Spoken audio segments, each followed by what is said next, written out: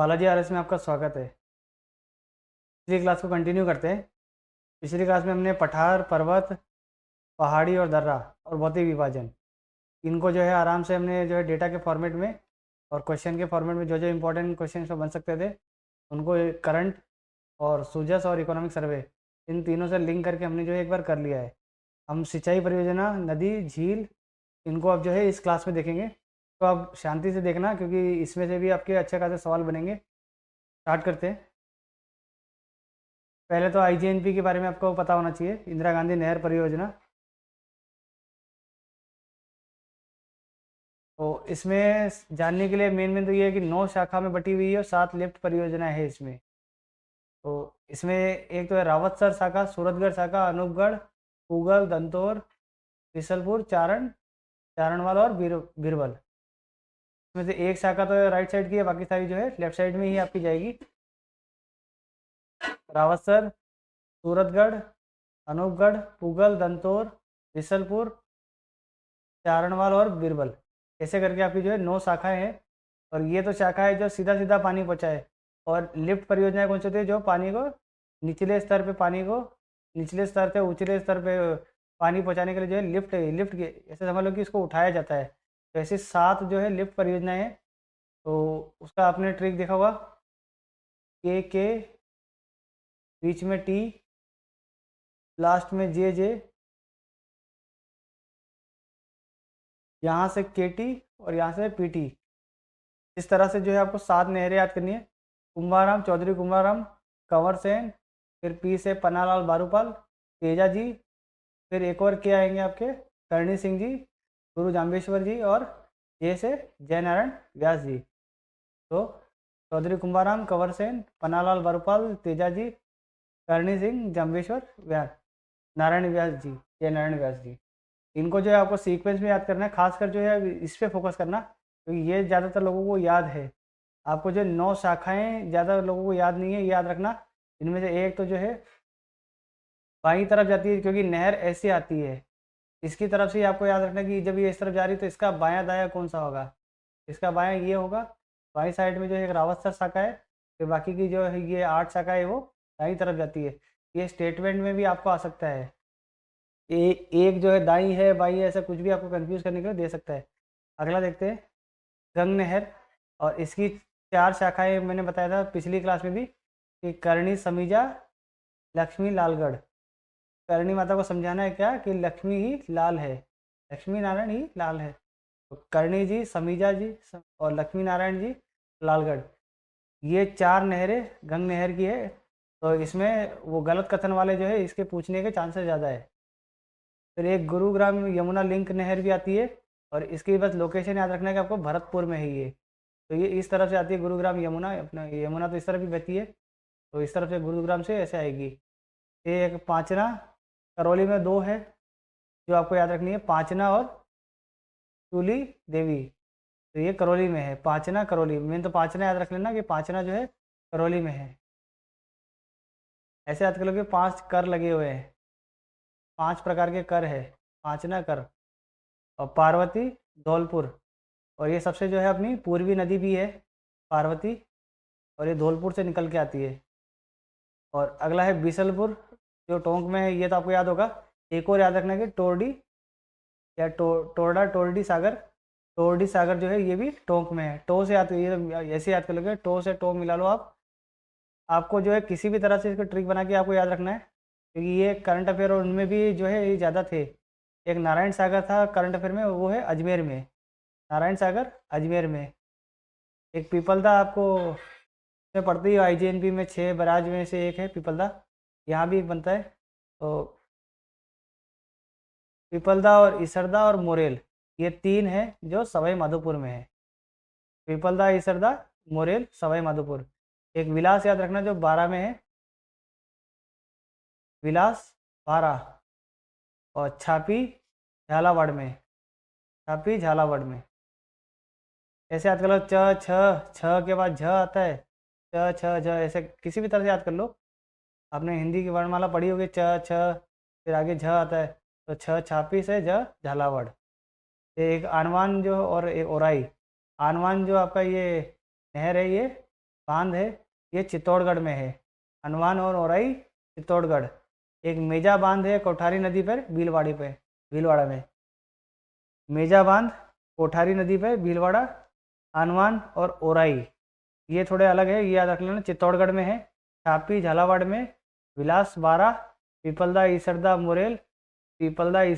Morel Sawai Madhopur में, नारायण सागर अजमेर में, टोड़ा सागर टोंक में, बिसलपुर भी टोंक में, पार्वती धौलपुर, पांचना और चूली देवी करौली में, गुरुग्राम यमुना लिंक नहर भरतपुर में। गंग नहर तो आपको पता ही है।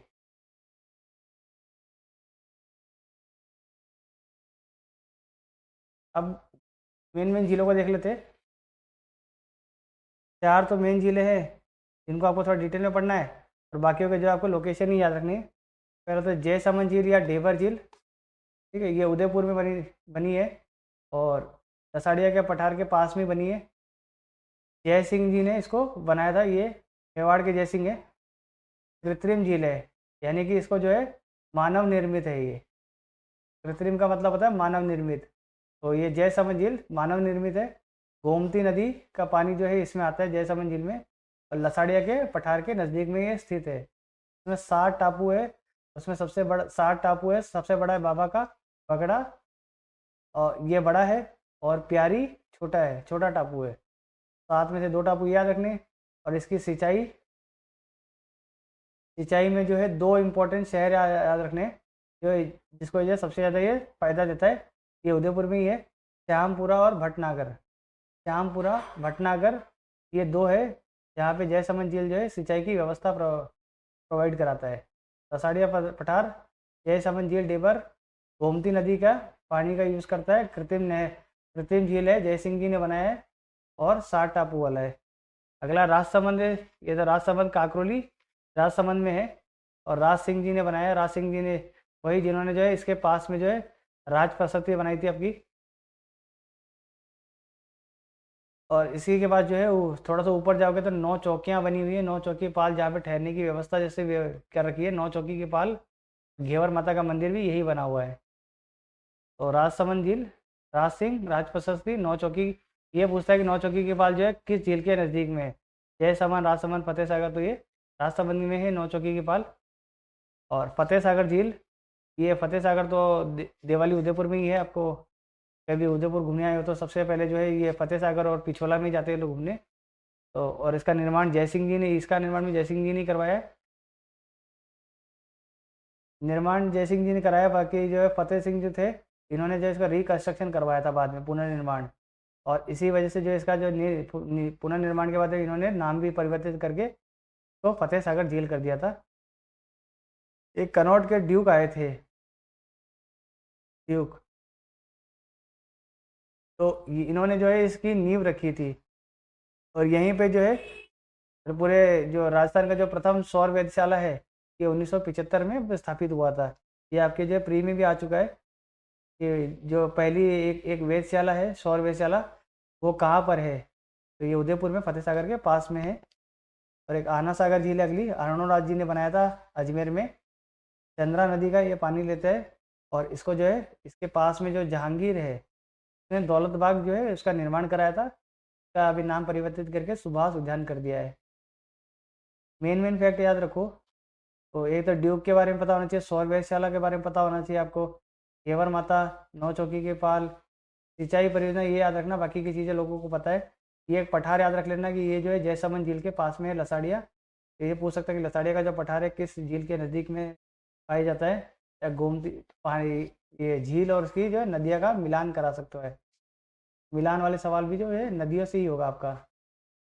और एक कृत्रिम झील है, चारों में से कृत्रिम झील। आगे कुछ झीलें जिनका सिर्फ आपको जो है नाम याद रखना है। पहला है बुझ झील, ये करंट अफेयर में था, बुझ झील, तो ये जैसलमेर में है। अगला कोलायत जो है कपिल मुनि का जो आश्रम वहाँ पे है, तो ये बीकानेर में है। बाल समंद जोधपुर में है, बाल जोधपुर में है। और कायलाना भी जोधपुर में। फाय सागर अजमेर। और नक्की झील तो आपको पता है नाखून से जो बनी हुई लगती है, वो माउंट आबू में है। एक खारे पानी की झील का जो है आपको नाम याद रखना है, क्योंकि ये जो है ऑप्शन में पूछ सकता है, 4-5 ऑप्शन देगा और उनमें से बताएगा कि इनमें से कौन से खारे पानी की झील नहीं है। तो सांबर, डीडवाना, डेगाना, कुचामन, नावा। ठीक है, ये तो आपके जो है नागौर की तरफ हो गए, नागौर में। और एक ताल छापर आपका शुरू में हो गया। तो ये 5-6 जो है आपके नाम याद रखने, जो है खारे पानी की झीलें हैं। फ्लोराइड की वजह से जो है, फ्लोराइड की वजह से ये खारे पानी की झीलों का निर्माण हुआ ज़्यादातर। सांबर, डीडवाना, डेगाना, कुचामन, नावा नागौर में, और ताल छापर चूरू में, ये सारे जो है खारे पानी की झीलें हैं। भुज झील, जैसलमेर, भुज, ज से जैसलमेर मिलाने का भुज, जैसलमेर। कोलायत, बीकानेर, क से क मिला लो भले ही, बालसमंद, ठीक है, जोधपुर में है। कायलाना, जोधपुर में। फाई सागर, अजमेर। हक्की झील, माउंट आबू। चैनल को सब्सक्राइब कर लेना।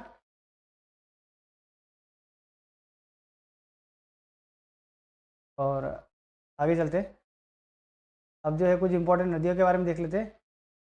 इसमें लगभग जो है हम सारी नदियों के बारे में पढ़ेंगे जिनके बारे में एग्जाम में फैक्ट पूछा जा सकता है। हर नदी आपके लिए ज़रूरी नहीं है।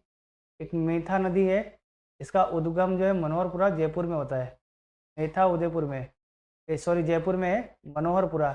हमने मनोहरपुरा की पहाड़ियाँ भी पढ़ी थी जयपुर की, तो उसी के पास जो है मेथा नदी, म से म मिलाने में मेथा मनोहर, मेथा मनोहर तो बोलते हैं ना, मेथा मनोहर, ऐसे भी हिंदी में शब्द देख लो। ताबी नदी का उद्गम जो है सेवर से होता है।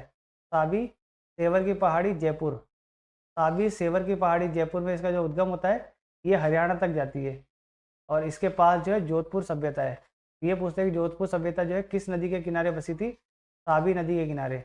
और ये कौन सी नदी जो है हरियाणा जो है इंटर स्टेट बॉर्डर बॉर्डर बनाती है, दो स्टेट के बीच में, दोनों स्टेट में बहती है। तो ये साबी नदी और इसका सेवर पहाड़ी, इसमें जो है इसे मिलान करवाएगा सेवर की पहाड़ी और इसका उद्गम में। अगला है रूपा रेल। रूपा रेल की पहाड़ी जो है उदयनाथ पहाड़ी, अलवर में है। रूपा रेल, उदयनाथ पहाड़ी, अलवर में। और इसके ऊपर जो है सीकरी बांध बना हुआ है। और इसके पास में जो है एक मोती झील है भरतपुर में, जो भरतपुर को जो है पानी की व्यवस्था देती है। मोती झील, मोती झील भरतपुर में और सीकरी बांध अलवर में। ये और उदयनाथ की पहाड़ी से जो है इसका उद्गम होता है रूपा रेल नदी का, रूपा रेल। ठीक है, अगला है काकरे या मसूरदी। काकरे या मसूरदी जो है ये मसूर जैसलमेर में है। सबसे छोटी नदी है ये, 17 किलोमीटर, मात्र 17 किलोमीटर की जो है ये सबसे छोटी नदी काकने। एक कंकड़ के समान, ऐसे याद करो कि काकने कंकड़ के समान है। जैसलमेर में एक कंकड़ मिलना मुश्किल है, धूल मिल जाएगी आपको, धोरे मिल जाएंगे, लेकिन कंकड़ नहीं मिलेंगे। इस तरह याद कर लो, कांकने मसूरदी जैसलमेर में है, 17 किलोमीटर की सबसे छोटी नदी है। अगली है कातली, सबसे बड़ी नदी। अंतर प्रवाही सबसे बड़ी नदी है। ये अंतर प्रवाही है, ये भी अंतर प्रवाही में ही समझ लो। ये 17 किलोमीटर तो बाउंड्री क्या पार करे। इसकी जो कातली नदी का जो उद्गम स्थल है खंडेला की पहाड़ी सिक्कर से। और इसके पास जो है गणेश्वर सभ्यता है आपकी, गणेश्वर सभ्यता इसके पास है। और इसके जहाँ जहाँ ये बहती है उसके पास के क्षेत्र को जो है तोरावाटी क्षेत्र कहा जाता है। तोरावाटी क्षेत्र, कातली नदी, गणेश्वर सभ्यता, अंतर प्रवाही सबसे बड़ी नदी, खंडेला की पहाड़ी से इसका उद्गम होता है। अगला है कोठारी नदी, जिसके पास जो है आपका बागोर की सभ्यता बनी थी। तो कोठारी, बागोर, दिवेर की पहाड़ी, जहाँ पे दिवेर का युद्ध भी हुआ था आपको पता ही है, राजसमंद में, वहाँ पे से इसका जो है उद्गम होता है। और इसके ऊपर जो है मेजा बांध बना है। अगला है खारी नदी। खारी नदी का मेन फैक्ट याद रखना कि ये मीठे पानी की नदी है। पहले तो ये याद रख लो, खारी नदी खारी नहीं है, मीठी है। और ये बिजराल की पहाड़ी राजसमंद में है। हमने पिछली क्लास में देखा था बिजराल की पहाड़ी कहाँ पर है, तो राजसमंद में है। और एक बीजासन वाला भी पढ़ा था हमने भीलवाड़ा में। तो बिजराल, राजसमंद जो है मीठी नदी है, खारी नदी। और कोठारी हमने क्या है, बागोर सभ्यता। इनमें सभ्यता याद कर लो फिर से, साबी जोधपुर सभ्यता है। कातली के पास जो है गणेश्वर सभ्यता है। कोठारी के पास जो है बागोर सभ्यता। और खारी नदी के पास जो है, सॉरी ये नहीं है इसका, बस 3 है। इसका जो मेन फैक्ट यही है, मीठे पानी की नदी है ये। अब जो है मेन बड़ी बड़ी नदियों के थोड़ा देख लेते हैं। चंबल, चंबल तो पहले के जाना पाव पहाड़ी से जो है इसका उद्गम होता है, मध्य प्रदेश से उद्गम होता है। की टोटल लेंथ जो है 966 है, और जो राजस्थान में सिर्फ ये 135 किलोमीटर ही बहती है, क्योंकि ये सिर्फ बाउंड्री बाउंड्री पे ही जाती है। और इसकी सहायक नदियों के बारे में पता होना चाहिए। ये हमने जो है पिछली क्लास में भी हमने देखा था, पार्वती, काली, कुन्नू, कुल, मेज हमने पढ़ाई था। मेज याद रख लो, परवन, सीप, क्योंकि चंबल, बनास और जो सीप है ये एक जो है आपका त्रिवेणी संगम भी बनाता है आपका। फिर अगला है मंगाली, मांगली, चंद्रभागा, ये। तो पार्वती, काली सिंध, बनास, बामणी। पार्वती, काली सिंध जो है एक ही, पार्वती का नाम ही काली सिंध है, काली याद कर लो। बनास, बामणी, सीप, एक सीप है जो मेज पे पड़ा हुआ है, और परवन, मांगली। पाती परवन मांगना होता है ना, आपने पढ़ा पाती परवन तथा जो हमने हिस्ट्री में पढ़ा था। तो मांगली और एक चंद्रभागा, ये सारी जो है चंबल की सहायक नदियां हैं, और ये राजस्थान, मध्य प्रदेश और उत्तर प्रदेश तीनों के बीच में सीमाएं बनाती है। ये देख लेना कौन सी नदियाँ कहाँ कहाँ सीमा बना रही है।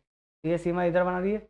अब इसमें कुछ बांध है, एक तो गांधी सागर बांध है जो मध्य प्रदेश में है, तो महात्मा गांधी जी के नाम पे जो बना है, ये राजस्थान में नहीं है, ये मध्य प्रदेश में। बाकी महाराणा प्रताप तो जो है राजस्थान में होंगे ही। एक यहाँ के जो अपने पहले प्रधानमंत्री थे जवाहरलाल नेहरू जी, उनका भी कोटा में एक बांध बना है उनके नाम पे, वो भी चंबल नदी पर है। और एक कोटा बैराज। तो तीन तो अपने पास जो है राजस्थान में है, और एक मध्य प्रदेश में है। गांधी सागर मध्य प्रदेश में, राणा प्रताप सागर, जवाहर सागर और कोटा बैराज। ये राणा प्रताप याद रखने के, रावत बाटा में है चित्तौड़गढ़ में। जवाहर सागर और कोटा बैराज कोटा में है। इसमें एक जो है जलप्रपात है जो एग्जाम में पूछा जाता है, तो ये चूलिया जलप्रपात है। से मिला लेना, चूलिया चंबल।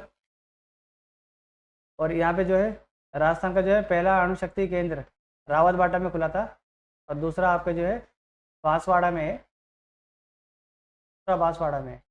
ये भी याद कर लेना, ये भी एक फैक्ट है। वो रावत बाटा पता रहता है लेकिन बांसवाड़ा में नहीं पता रहता। एक अणुशक्ति केंद्र जो है बांसवाड़ा में भी चल रहा है।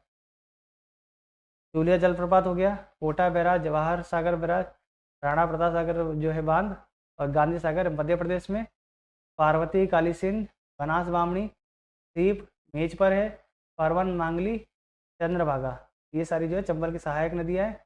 और इसका उद्गम जो है जाना पाओ की पहाड़ी पे, और 135 किलोमीटर राजस्थान में, टोटल 966 किलोमीटर की इसकी लंबाई है।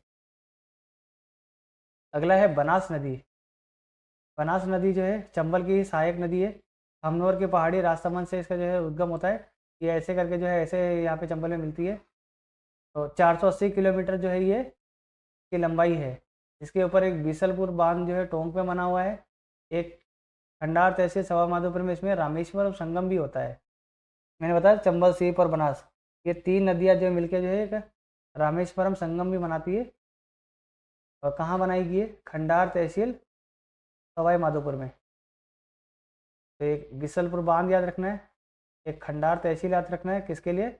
आपका रामेश्वरम के लिए। त्रिवेणी संगम जो है बनास, बेड़च और मेनाल, ये बिगोद भीलवाड़ा में जो है त्रिवेणी संगम भी बनाती है।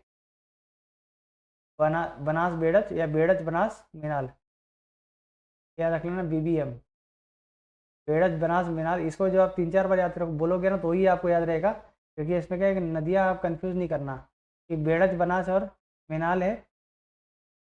एक माई नदी पे भी जो है बनता है नीचे, वो अलग है, उसको भी पढ़ना है। दो तो ये इंपॉर्टेंट आपके देख ही लिया आपने, एक रामेश्वरम संगम और एक त्रिवेणी संगम। बेड़च, बेनास, मेनाल, और ये वाले जो रामेश्वरम वाला था चंबल, सीप और बनास।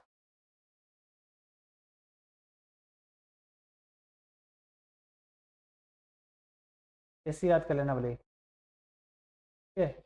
बनास, सीप और चंबल, BSc साइंस करते हो ना, उसके लिए। अगला है पार्वती। तो पार्वती जो है राजस्थान और MP के बीच में बॉर्डर बनाती है। इसका मेन फैक्ट यही है कि ये राजस्थान और MP के बीच में बॉर्डर बनाती है। तो एक तो चंबल बना रही है और एक ये बना रही है। काली सिंध नदी का उद्गम जो है ये भी मध्य प्रदेश में है, देवास से होता है। और इसके ऊपर जो है गागरोन का जो है जल दुर्ग बना हुआ है, और यहाँ पे संत पीपा जी की समाधि भी और मीठे शाह की दरगाह भी है। इसी नदी के किनारे संत पीपा जो अपने संत हुए हैं, पीपा जी महाराज, उनकी जो है समाधि है, और मीठे शाह जी की दरगाह भी इसके किनारे पर है। गागरोन का जलध्रुव, और ये मध्य प्रदेश में। अब कौन सी नदियाँ जो बाहर उद्गम हो रही है वो भी आपको याद रखना है। चंबल हो गया आपका, जो ये काली सिंध हो गया। अगला है बेड़च नदी। बेड़च जो है गोगुंदा की पहाड़ी से जो है उदयपुर में ये इसका उद्गम होता है। इसको बेड़च को ही आयड नदी भी कहते हैं। उदय सागर झील, जो उदयपुर में उदय सागर झील है, उसमें जो ये पानी जैसे एक तरफ सप्लाई करके फिर आगे बढ़ती है। गोसुंदा बांध जो है चित्तौड़गढ़ में इसी के ऊपर बना हुआ है। और बेड़च और गंभीरी नदी के संगम में, जहाँ एक तरफ से बेड़च आ रही है, एक तरफ से ये आ रही है, और इधर पे जो है मेजा का पठार है। मेजा के पठार के ऊपर जो है चित्तौड़ का किला है। चित्तौड़ का किला, तो आपको पठार याद रखना है। दो नदियों का संगम जहाँ पे हो रहा है वहाँ पे ये याद रखना है कि यहाँ पे ये चित्तौड़ का किला है। सबसे बड़ा जो है रहीवासी जहाँ पे लोग रहते हैं वो वाला किला है।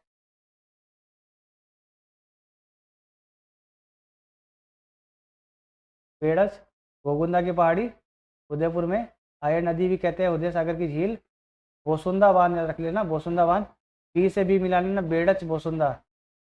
ठीक है।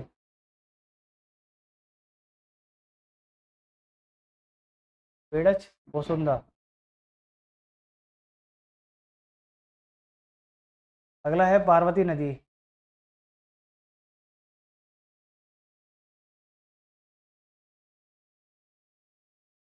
इसका फैक्ट से ऊपर नीचे हो गया है। तो ये नादोती पहाड़ी करौली से जो है इसका उद्गम होता है। और इसके ऊपर पाचना पार्वती जो है हमने पढ़ा भी था। पाचना बांध जो करौली में है वो पार्वती नदी के ऊपर ही ये बना हुआ है। नादोती पहाड़ी याद रखना, नादोती पहाड़ी करौली में इसका उद्गम होता है। और इसका सबसे बड़ा फैक्ट क्या है, क्योंकि ये पूरे का पूरा बांध जो है मिट्टी से बंधा हुआ है। मिट्टी को ही किसी तरह से जोड़ तोड़ करके जो है पार्वती पे जो है पांचना बांध बनाया गया है। मिट्टी से निर्मित अगर कोई बांध पूछे तो पार्वती पे पांचना बांध है। बाणगंगा नदी से याद रखना, गणेश जी को भी जो है मिट्टी से बनाया था, उस तरह से याद कर लेना, आप किसी तरह भी याद कर लो। अगला है बाणगंगा नदी। बैराट की पहाड़ी जयपुर से जो है इसका उद्गम होता है। और ये फिर आगे जाके जो है रामगढ़ में, एक तो रामगढ़ बांध जो जयपुर में बनाया गया है, और फिर आगे जाके जो भरतपुर में अजान बांध बनाया, और बैराट की सभ्यता इसके किनारे है। बाणगंगा में ये ट्रिपल बी का है, बाणगंगा, बैराट, और ठीक है ये दो है। और यहाँ पे एक भाबरू का अभिलेख भी है बैराट सभ्यता से रिलेटेड। एक जो है बौद्ध का बहुत बड़ा स्थल भी ये माना जाता है ये। तो भाबरू, बैराट, बगरू अभिलेख, और ये भाबरू अभिलेख और बुद्ध, ऐसे याद कर लेना इसको। और रामगढ़ बांध इसके किनारे पर है, और अजान बांध जो भरतपुर में है वो भी इसी नदी के किनारे पर है, ऐसे देख लेना। माही नदी नीचे से जो है उल्टा यू बना के काटती है। कर्क रेखा जो है के बीच को काटती है। कर्क रेखा और जो राजस्थान की जो आखिरी बॉर्डर है नीचे का, उस पॉइंट के बीच में जो है 26 किलोमीटर का सर है अपना। अपना जो बोरकुंडा जो हम लोग पढ़ते हैं, बोरकुंडा बांसवाड़ा, वहाँ से लेकर जो है जहाँ पे ये अरावली, ये कर्क रेखा जो है इस माही नदी को काट रही है, इसके बीच में 26 किलोमीटर का अंतर होता है। तो ये टोटल जो है 516 किलोमीटर बहती है। राजस्थान में 171, सिर्फ 171 ही है। और महेंद्र झील, अमसोरू पहाड़ी, ये भी मध्य प्रदेश में ही। माही भी का उद्गम भी एमपी से ही है। महेंद्र झील से इसका उद्गम होता है। पहले तो जो है इसको एक माही बजाज सागर बांध जो बांसवाड़ा में बना है, ये सबसे लंबा बांध जो है इसके ऊपर, राजस्थान का जो सबसे लंबा बांध है यही है, कि लंबाई के हिसाब से बता रहे हैं बांसवाड़ा, तो ये इसके ऊपर बना है। और एक जो है कागदी पिकअप बांध है बांसवाड़ा में, जो डूंगरपुर और उस तरफ जो है उसको पानी सप्लाई करने के लिए, पिकअप पानी को जो है चढ़ाने के लिए है ये पिकअप बांध है ये। एक कड़ान बांध है जो गुजरात में है। कड़ान या कड़ाना बांध जो है गुजरात में है। 3 बांध बंधे हुए हैं इस पर। तो एक तो है माही बजाज, और एक कागदी पिकअप, ये दो तो जो है राजस्थान में है। एक कड़ाना बांध है वो गुजरात में है। अगला है बेणेश्वर संगम, जो इसमें होता है नेवतपुरा डूंगरपुर में। ये भी 3 नदियों का जो आपका संगम में एक और हम बचा था वो है सोम माही जाखम। सोम माही जाखम के किनारे पे बेणेश्वर संगम है। ये बेणेश्वर से गणेश्वर में कंफ्यूज मत होना। गणेश्वर हमने जो है कातली नदी के किनारे पड़ा था, सभ्यता है वो। और ये बेणेश्वर संगम है, आदिवासियों का कुंभ कहा जाता है। यहाँ पे जो है आदिवासी यहाँ पे इस संगम में आते हैं। और ये डूंगरपुर में नेवतपुरा गांव में जो है गांव तहसील जो भी है वहाँ पे ये होता है सोम माही जाकम। और यहाँ पे 2 बार कर्क रेखा काटती है, आप देख सकते हो। एक तो यहाँ काट रही है, एक यहाँ काट रही है। अगला है जाखम, इसी की सहायक नदी है सोममाही जाखम में। तो यहाँ पे जब भंवर माता पहाड़ी प्रतापगढ़ में ये बहती है। और सीता माता अभ्यारण्य इसके किनारे है। मेन तो यही फैक्ट पूछता है कि सीता माता अभ्यारण्य कहाँ पे है, तो ये प्रतापगढ़ में है।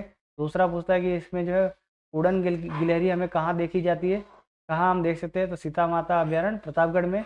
और एक इसके जो है बीच में से जो है कौन सी नदी एक बह के पार करती है इसको, जाखम नदी जो है इसी में से ही पार करती है इसको। अगला है एक जाखम बांध जो है ये सबसे लंबा है।